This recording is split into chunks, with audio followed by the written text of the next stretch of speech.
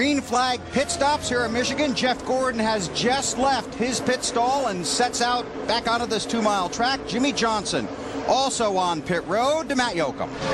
And Jimmy Johnson gave up the lead. They have pretty much stuck with their 4-tire strategy most of the afternoon. His biggest hindrance has just been a late exit condition where he slides the tires again into his box. Just on exit, the car 2-3, Rich Gutierrez, the gas man, makes the wedge adjustment. Solid stop going on so far for the Lowe's guys. It's one of those places where Jimmy has never won. A little slow on the left rear.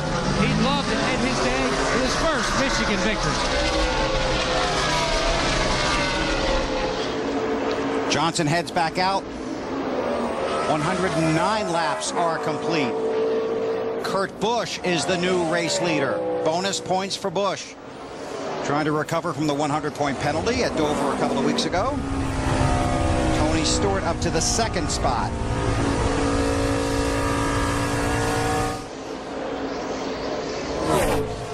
And that, a Dodge is out front, and that is the only Dodge on the lead lap. That's incredible. Clint Boyer's on pit road. Matt? Bill, it has been a little bit of a strange afternoon. If you take a look at the front balance, he hit some debris about 15 laps ago. Knocked it in a little bit, but not too bad. His spotter, Mike Dillon, says we should be good to go, but he is just way too tight on exit, Lindsay. Yeah, well, the 0-1 car of Mark Martin has also come in. They made some chassis adjustments, gave him some tires, and he's off. Marty? Well, guys, the only adjustment for Kurt Busch, who comes to pit road as the race leader, is a bottle of water to him. The car, very good. In fact, they asked him, what do you want us to do with the chassis? He said, I don't know anything that we could do. We're just going to keep it the same. No changes on the chassis for Kurt Busch. Behind him, Casey Mears will stop on pit road as well. 4 tires, and also for Mears, the Mears gang, there will be no chassis changes on that 25 car either. Running in the top 5 during this run, 4 tires only. Matt? And Jeff Burton says his car is just absolutely awful through the center of the corner. That's the biggest issue that they need to try to address. Significant air pressure change for Burton on the 31. It's been an up and down day for the entire RCR bunch, it seems. Marty.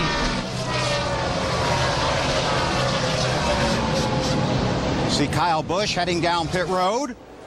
Heads for his pit stall. You there, Marty? Marty's nowhere to be found, so they put right sides on, go around left side.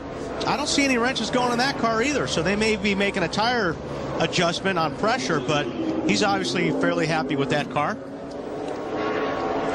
Robbie Gordon's been on pit road as well.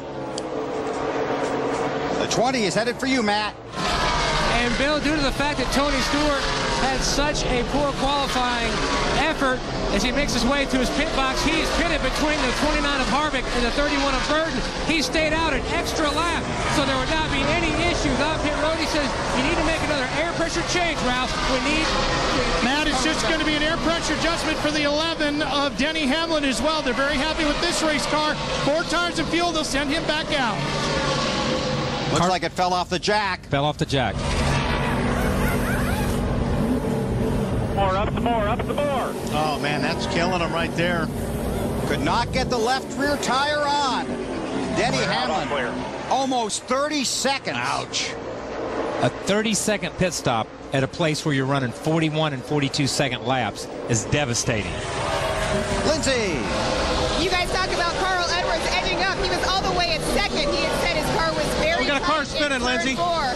Make a track bar adjustment. Tony Raines. And the caution is out. Come on, ramp. And let's see how this plays out. Field is frozen. There are 9 scoring loops around this 2-mile track. That's going to hurt a lot of cars. It's actually going to wind up putting them on the tail end of the lead lap, wouldn't it? Should be. Report that the 19 might have gotten into the back of the 96. There's Harvick back out on the track. And Raines to his pit stall. We'll have to wait for the pace car here to lasso the field and see how it pans out. Oh, man. Tony Raines was way up high driving across the racetrack. I don't know what he was thinking on that one. I don't know either, man. I'm with you. Take a quick break, come back to Michigan. Our pit news is presented by Subway Restaurants. Martin Truex Jr., the race leader, on and off of pit road, Ralph. Dale, they didn't want to make any changes to this car. They're very happy with the handling on it. They just took 4 tires and fuel. Now, he did say that he had been running without the brake fans, and when he turned them on, the car got a little bit tighter, but he thinks he's going to be okay with that. DEI was running 1, 2, 3. Marty? Jeff Gordon will take advantage of this Weber with 4 tires and down 2 rounds on the track bar because Jeff said the car is extremely loose right now. So they're going to go down 2 rounds trying to secure the back end of that race car just a little bit more, Bill. Thanks, Marty. Well, Truex pitted as the race leader under this caution. When they restart, he'll be the leader, but probably not in front of everybody. We'll explain when we come back.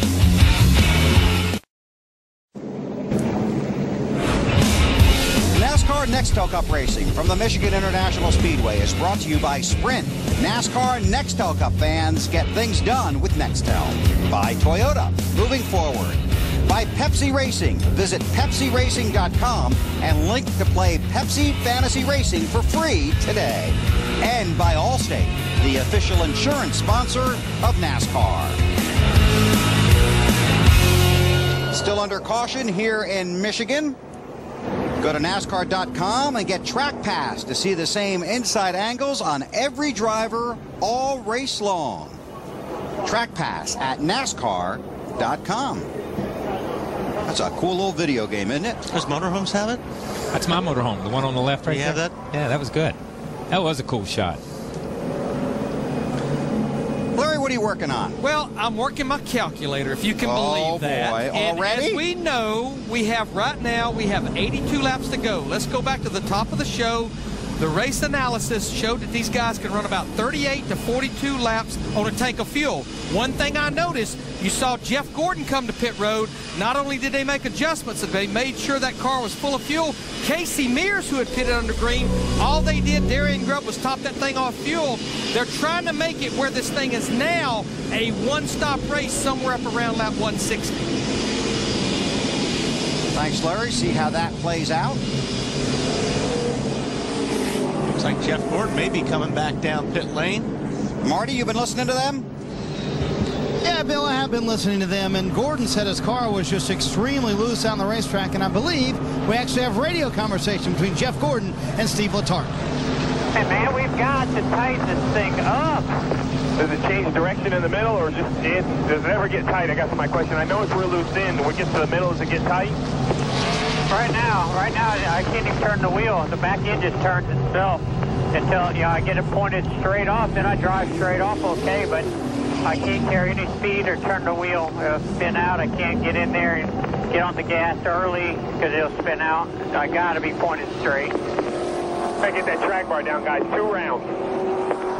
And that was exactly the adjustment they made. They went down 2 rounds on the track bar, and as we talked about, they came back down pit road because they were 1 lap short, as Larry Mack talked about, from making this a one-stop race. So Jeff Gordon playing the strategy once again, and Bill, we know that certainly paid off for them last week at Pocono, didn't it?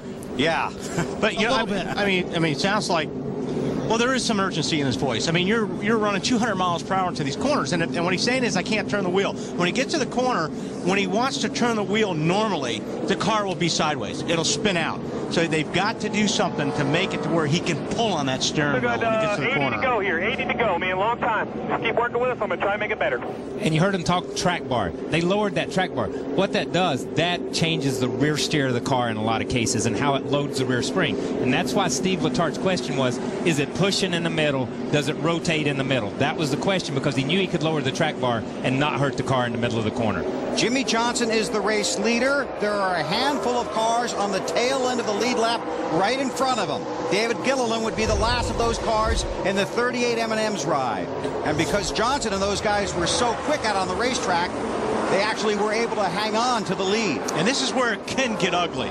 If you're in Jimmy Johnson's situation, you've really got to be patient and let this stuff sort out in front of you, because a lot of times you'll see the wreck happen in front of you when we're in a situation like this. Truex Jr. restarted 9th, Earnhardt Jr. in 10th. An update from Matt. And Bill, a lot of traffic on the 48 radio. Jimmy Johnson and Chad Knaus debated the exact same move that their teammate Jeff Gordon did, but they felt like with only 6 laps on their tires and where they would be in traffic, they'd be better off going with their game plan, just trying to get themselves back up to the front in a safer position with clean air. Man, did you see that 2-car cut? That was a move. I would like to think that the 2-car knew that the 18 was there, but he didn't have a clue when he turned left. He saw that jamming up in front of him. He saw this hole, and he just turned that wheel to the left. And I mean, woo, doesn't get much closer than that. Okay. Oh my God, this is like, okay, here I am. I'm going down in the corner. I'm making my move. I get back in the gas. I'm looking good. Oh my goodness, I'm coming up on my exit. I got to get to my exit. What's this? And that doesn't look bad because you don't see the car. He needs the bumper cam. You don't see the you need the bumper cam. You don't see the car that's up his rear end as he comes up off that corner right there.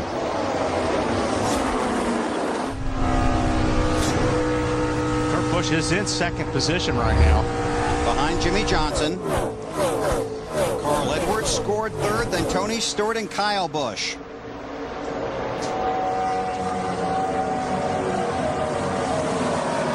There are 24 cars currently on the lead lap, but Johnson's going to knock a bunch of those off at this pace. Here comes Edwards in the 99.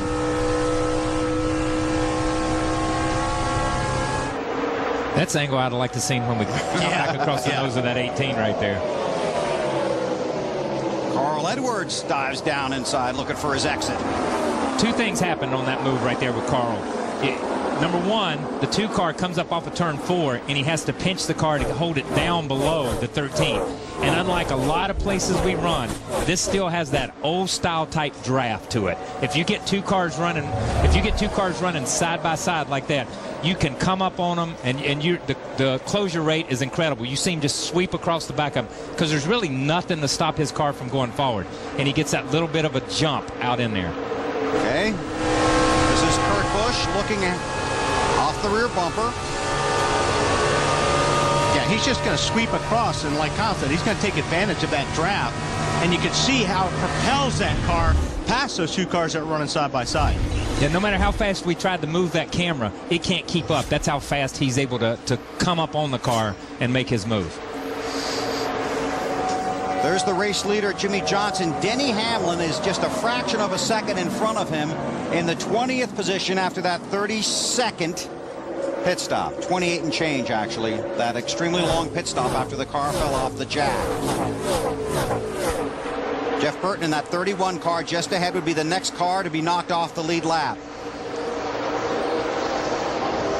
It's Tony Stewart in the 20, Kyle Busch in the 5. That's for position. And this is for the lead. Carl Edwards runs second. Gilliland is trying to stay on the lead lap in that 38 machine. Yeah, he got in front of Jimmy Johnson. Now Johnson goes back by. Carl Edwards trying to make it 3 wide. This is for the lead.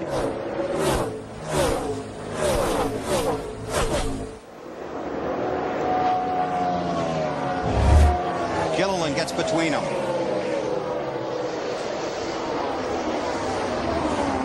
Boy, Carl lost a lot of momentum there, didn't he? Well, that's where that draft comes in. I mean, Gilliland popped up behind a 48, and those 2 cars are a lot quicker than 1 car. More on Carl from Lindsay. Bill, he may have lost a little bit of momentum there, but he's being silent on the radio. In fact, crew chief Bob Osborne is saying, don't overdo it, buddy. You got to get up there and, take your time, be patient. Carl had said that to get a win here in Michigan would be bragging rights. What's he mean by that, guys? That's a manufacturer's thing. Yep, exactly right. That's a manufacturer's thing right there. Carl can brag anytime he wants to, the way he runs most places. No, I see Tony Stewart. Tony Stewart just put his hand out the window like, come on, Martin. For some reason, he's not happy with Martin. I mean, this is for position, but you get so, and here we are back for the lead. But you see Carl's car pushes up a little bit, and he has to ease out of it. And you see him, you lose 3 or 4 positions right there. We'll get them. They're going nowhere. We will get them. That's Carl's spotter, but look how much room he lost. He was up to the door number almost coming out of turn 2, and by the time you get to the end of the backstretch, you're 5 or 6 car lengths back. You talk about a guy racing hard. David Gilliland really driving that car. David's in position right now where he can either A, make my lap back, or B, be the lucky dog. So he's in the prime position. Once the 48 car goes up there and passes a couple of more cars, he gets knocked out of that position. You left out C, be the next caution. That's true. Jimmy Johnson is the race leader. Carl Edwards challenging for the lead at Michigan.